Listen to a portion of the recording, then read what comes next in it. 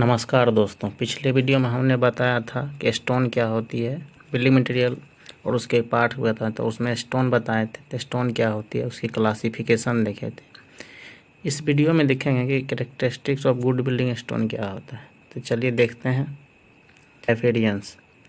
एपेरियंस किसी भी चीज़ का हम बिल्डिंग में यूज करते हैं तो उसका एक एपेरियंस होना चाहिए, जैसा कि uniform colour and free from spots of other colour band. यानी स्टोन जो हम यूज करेंगे बिल्डिंग कंस्ट्रक्शन में, उसका कलर यूनिफॉर्म होना चाहिए। ये नहीं कि डिफरेंट कलर का हो, देखने में अच्छा नहीं लगे। अपीयरेंस मतलब वही दिखावटी अच्छा होना चाहिए।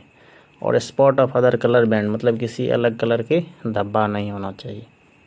दूसरा ड्यूरेबिलिटी, जो भी यूज कर रहे हैं बिल्डिंग मटेरियल में, कोई भी कंपोनेंट का यूज कर रहे हैं तो उसका एक ड्यूरेबल होना चाहिए। ड्यूरेबल मतलब बहुत दिन तक चलना चाहिए, ज़्यादा दिन तक। वही कह रहा है यहाँ पे, a good building stone should be durable, defector like heat and cold alternator, wet and dry, dissolve gases in rain, high wind velocity, effectivity. यदि मान लीजिए अम्ल वर्षा हो गई तो बारिश में जो अम्ल वर्षा हो उसमें अम्ल मिली हुई रहती है, तो हमारा यदि स्टोन ड्यूरेबल नहीं रहेगा तो वो ख़राब कर सकती है, जल्द ख़राब हो जाएगी स्टोन मेरी।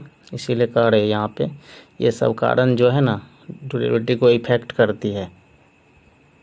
नेक्स्ट देखते हैं क्रशिंग स्ट्रेंथ। तो जो भी बिल्डिंग मटेरियल स्टोन यूज करेंगे उसका स्ट्रेंथ क्या होना चाहिए, हाई स्ट्रेंथ होना चाहिए। यहाँ पे क्रशिंग कह रहा है मतलब 1 ton. For a good building stone crushing strength should be greater than 1 ton, यानी 1000 kg से जो उसका क्रशिंग स्ट्रेंथ क्या होना चाहिए, ज़्यादा होना चाहिए। क्योंकि 1000 kg पर सेंटीमीटर स्क्वायर, यानी 1 सेंटीमीटर स्क्वायर पे प्रत्येक स्टोन के 1 सेंटीमीटर स्क्वायर सरफेस एरिया पे क्रशिंग स्ट्रेंथ क्या होना चाहिए, ज़्यादा होना चाहिए।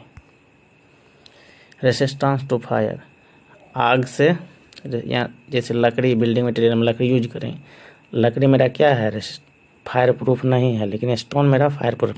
इसमें आग भी यदि लग जाए बाय द वे तो मेरा नहीं जलेगी। स्पेसिफिक ग्रेविटी एक रिलेटिव डेंसिटी होता है कोई भी मटेरियल का। तो गुड बिल्डिंग स्टोन का जो स्पेसिफिक ग्रेविटी होता है 8.7 से ज़्यादा होना चाहिए। टेक्सचर, यानी टेक्सचर कहिए तो आप हाथ से छूते हैं, देखो रुखड़ा एक प्लेन, 2 तरह का टेक्सचर। चिकना जैसा मतलब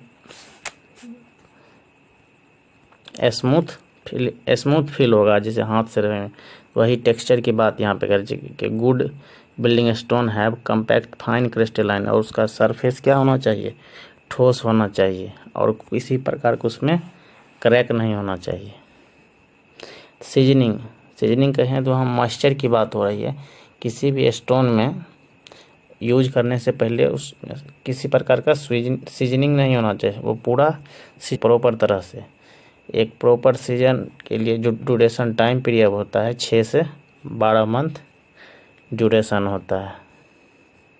और वाटर एब्जॉर्प्शन कैपेसिटी जो गुड बिल्डिंग स्टोन का 5% से ज़्यादा नहीं होती है।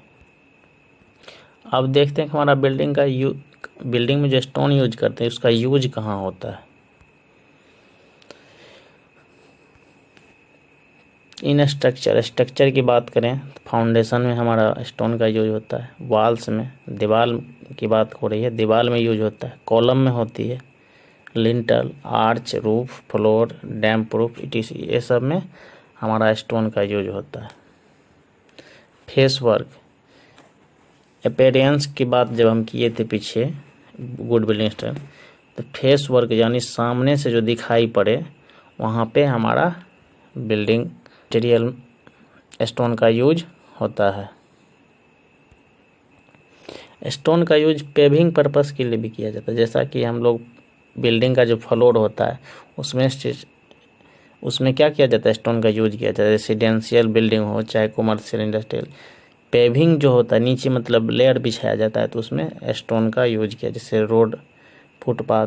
जैसे आपको कुछ फिगर दिखा दें, यहाँ पे देख रहे हैं सरफेस फेस वर्क की बात किए थे, देखिए यहाँ पे यूज किया गया है।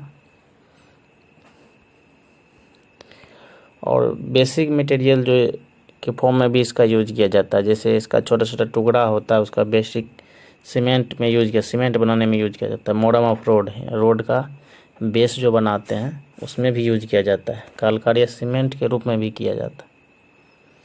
मिसलेनियस मटेरियल के रूप में भी इस स्टोन का यूज किया जाता है, जैसे रेलवे का ब्लास्ट, छोटे छोटे गिट्टी देखते होंगे रेलवे ट्रैक पर बिछी हुई होती है, उसमें भी स्टोन का यूज किया जाता है। ब्रिज अबटमेंट में किया जाता है, रिटेनिंग वॉल में, ये सब एक्सेट्रा, इस सब में बिल्डिंग स्टोन का यूज किया जाता है। जैसे यहाँ पे देखिए पेविंग के फॉर्म में यूज किया गया है यहाँ पे बिल्डिंग स्टोन का।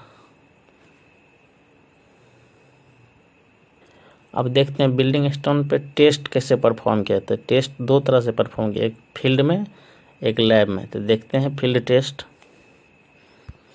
फील्ड टेस्ट मेरा पहला स्मिथ टेस्ट। स्मिथ टेस्ट में हम क्या करते हैं कि कोई भी स्टोन का एक सैंपल लेते हैं, उसको पानी में क्या करते हैं डाल देते हैं और थोड़ा 24 घंटा के लिए उसमें रखते हैं, थोड़ा संपूर्ण रूप से उसे मिला देते हैं। और 24 आवर्स के बाद यदि हम देखते हैं कि पानी का रंग साफ है, यानी किसी प्रकार से गंदगी उसमें नहीं है, तो यह एक सिंबल इंडिकेट करता है कि मेरा जो स्टोन है वह क्या है, मोर ड्यूरेबल और फ्री फ्रॉम एनी सोल्यूबल, यानी किसी तरह कहें तो हम सोल्यूबल पदार्थ उसमें नहीं मिला हुआ है। दूसरा फील्ड टेस्ट है टफनेस टेस्ट। टफनेस टेस्ट में हम क्या करते हैं कि एक स्टोन का टुकड़ा स्टोन लेते हैं, थोड़ा स्टोन का बड़ा टुकड़ा लेते हैं, उसको एक हैमर से क्या करते हैं उस पर हीट करते हैं। यदि उस पर उधर से जो हीट करने के बाद मेटालिक यानी धात्विक साउंड हमें प्रोड्यूस होता है, तो वह इंडिकेशन करता है कि स्टोन जो मेरा स्ट्रॉन्ग स्टोन है। Hardness test. टफनेस टेस्ट हमने देख लिया कि हैमर से हीट करते हैं किसी भी स्टोन को और उधर से मेटालिक साउंड प्रोड्यूस होता है, तो वो हम समझते हैं कि मेरा एक स्ट्रॉन्ग स्टोन है। हार्डनेस टेस्ट में क्या करते हैं, हम एक नाइफ यानी छुरी से, देखिए फिगर में दिखाया गया, यहाँ पे देख रहे होंगे आप लोग, यहाँ पे देखिए एक नाइफ से क्या करते हैं स्केच करते हैं। स्केच करने से यदि इस पर स्केच आ जाती है तो मेरा गुड बिल्डिंग स्टोन है, यदि स्केच नहीं आता है तो मेरा गुड बिल्डिंग। ये इतना भी देख रहे हैं हार्डनेस टेस्ट किस प्रकार से परफॉर्म किया जा रहा है। अब स्टोन का लैब टेस्ट देखेंगे। लैब टेस्ट में स्टोन क्या क्या किया जाता है। तो इसका पहला जो है क्रशिंग स्ट्रेंथ यानी कंप्रेसिंग टेस्टिंग मशीन में इसका क्या किया जाता है, क्रशिंग स्ट्रेंथ टेस्ट किया जाता है। ये लैब में किया जाता है। 40x40 का एक क्यूब तैयार किया, 40x40x40 सेंटीमीटर बोलें इसको। एक स्टोन का साइज लिया जाता है, ब्लॉक लिया जाता है, उसको कंप्रेशन टेस्टिंग मशीन में 14 न्यूटन पर मीटर स्क्वायर पर मिनट अप्लाइड किया जाता है। और crushing strength more than 100 newton, 100 newton से पहले यदि फेल करता है तो मेरा गुड स्टोन नहीं है। यदि 100 न्यूटन पर mm स्क्वायर के बाद उसमें क्रैक डेवलप होता है यानी फेल करना स्टार्ट होता है, तो हम कह सकते हैं कि मेरा स्टोन गुड स्टोन है। दूसरा एसिड टेस्ट है। इसमें क्या करते हैं 50 से 100 ग्राम हाइड्रोक्लोरिक अम्ल, कैल्शियम कार्बोनेट यानी पत्थर का एक टुकड़ा लेते हैं, उस पर 1% हाइड्रोक्लोरिक अम्ल 7 दिन के लिए डाल के छोड़ देते हैं। यदि 7 दिन के बाद यदि हम देखते हैं वो स्टोन का एज जो है शार्प हो गया है, तो यह इंडिकेट करता है कि मेरा स्टोन जो है ना वेदर इफेक्ट, यानी वेदर इफेक्ट बोल दें तो वेट एंड ड्राई, कभी बारिश हो रही है तो कभी धूप हो रही है, उससे मेरा वेदरिंग एक्शन से क्या कर सकता है, मेरा स्टोन रेसिस्ट यानी प्रोटेक्ट कर सकता है। जैसे इस फिगर में आपको दिखाया गया, इस पे देखिए यहाँ पे हाइड्रोक्लोरिक अम्ल इस पे डाला जा रहा है और 7 दिन के बाद देख रहे हैं इसका जो एज है शार्प, यहाँ पे देख रहा होगा आपको, इसका एज क्या हो गया है, शार्प हो गया है। मेरा इंडिकेट करता है कि मेरा जो स्टोन होगा वो वेदरिंग एक्शन से प्रोटेक्ट कर सकता है। इसका अगला टेस्ट देखते हैं। Microscopy test. माइक्रोस्कोप टेस्ट एक लैब टेस्ट है जो कि लैब में देखा जाता है। इसको क्या किया जाता है, किसी भी स्टोन का एक टुकड़ा को माइक्रोस्कोप के अंदर रखा जाता है और उसको माइक्रोस्कोप से देखा जाता है, उसका साइज, टेक्सचर, पोरस, इस सब के बारे में स्टडी किया जाता है। जैसे आप देख रहे हैं लैब में,